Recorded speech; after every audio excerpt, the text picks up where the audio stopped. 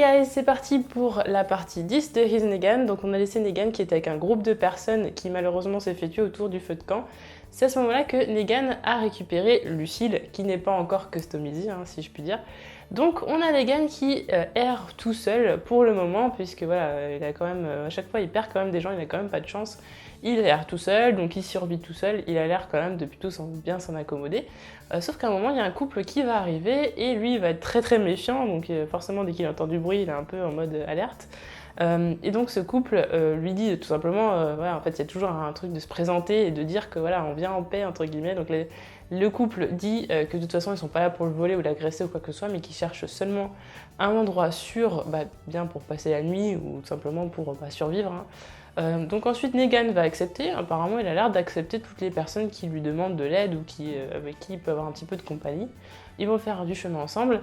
La femme va expliquer qu'ils ont rencontré une jeune fille de 16 ans qui s'était enfuie avec eux, mais que celle-ci n'a pas fait long feu si je puis dire, puisqu'elle est morte assez rapidement.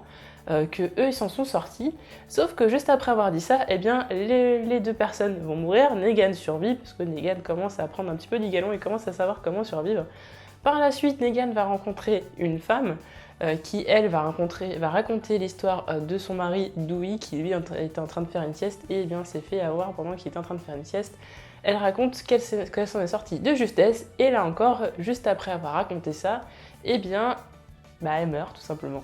Par la suite, Negan va rencontrer un frère et une sœur qui vont lui raconter l'histoire déchirante de leur père qui s'est sacrifié pour leur sauver la vie. Que ce dernier en fait aurait demandé à ses enfants de partir pendant qu'il les retenait, en disant que de toute façon il allait les retrouver par la suite. Sauf qu'au final, celui-ci n'y arrivera pas. Ses enfants pensaient vraiment qu'il allait s'en sortir. Et en fait, pas du tout. Le garçon dit même que voilà, il espérait vraiment qu'il puisse revenir, qu'il entendait encore ses cris. Par la suite, le frère va mourir, donc encore une personne qui va mourir. Là, on se dit que du coup, comme la sœur est encore vivante, finalement, il va rester quand même une personne avec qui Negan va pouvoir continuer à faire sa route. Sauf qu'au final, celle-ci s'arrête puisqu'en fait, elle a été mordue, elle n'a pas senti, mais elle s'est fait mordre. Et c'est là en fait que Negan pète complètement un câble, c'est-à-dire que lui, il en a marre. Donc là, il dit des trucs super grossiers comme on a d'habitude. En gros, qu'il en a complètement marre de la mort, entre guillemets, qu'il en a marre de cette connerie, cette maladie, etc. Que de toute façon, que c'est de la faute de la fille si les gens sont morts, qu'en gros elle a laissé son père mourir, qu'elle a laissé son frère mourir, qu'en fait la seule chose qu'elle a fait c'est de tout simplement faire la lâche et s'en aller à chaque fois que quelqu'un est en danger. Que en gros voilà, c'est de sa faute s'ils sont morts et que tout ce qu'elle mérite de toute façon c'est mourir. Et lui dit de toute façon meurs, et il s'en va, en fait il la laisse mourir toute seule comme ça, sans même l'achever, sans faire quoi que ce soit.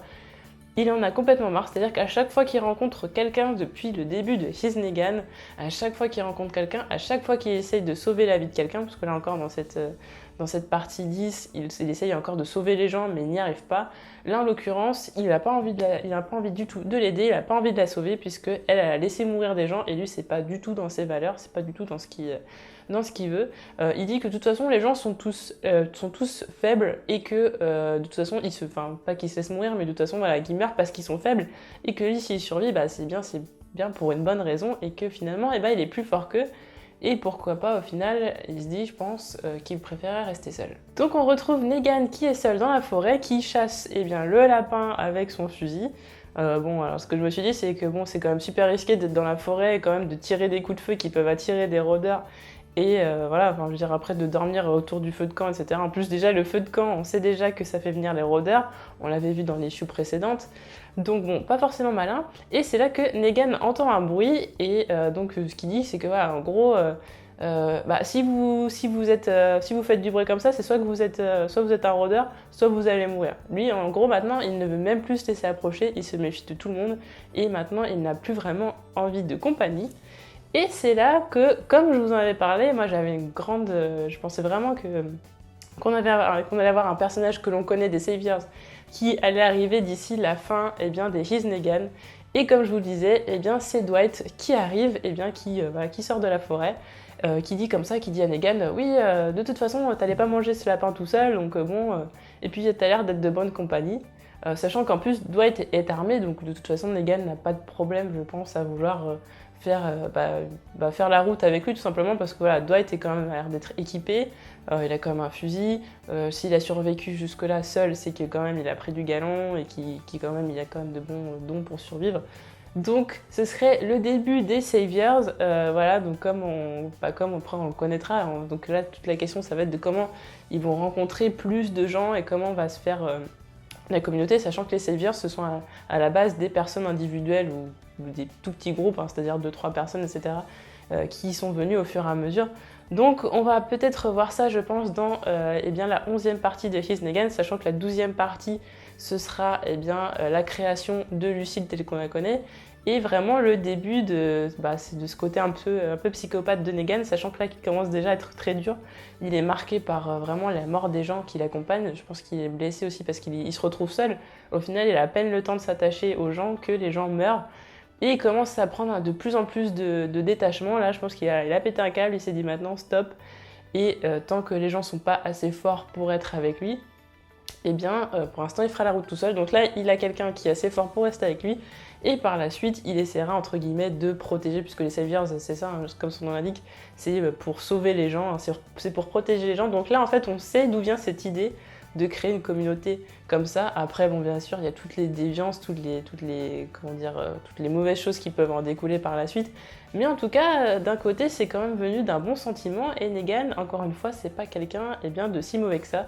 Mais voilà, le fait qu'il ait passé par tant d'épreuves, la mort de sa femme, la mort des gens à chaque fois qu'il connaît, la solitude, à force, ça a commencé à avoir raison de lui. Et du coup, j'ai hâte de voir ce qui se passera dans la partie 11. Et donc, comme d'habitude, je vous laisse mettre en commentaire vos théories pour la prochaine partie de ce His Negan. En tout cas, j'espère que vous avez aimé cette vidéo et on se retrouve très vite pour d'autres vidéos. Salut!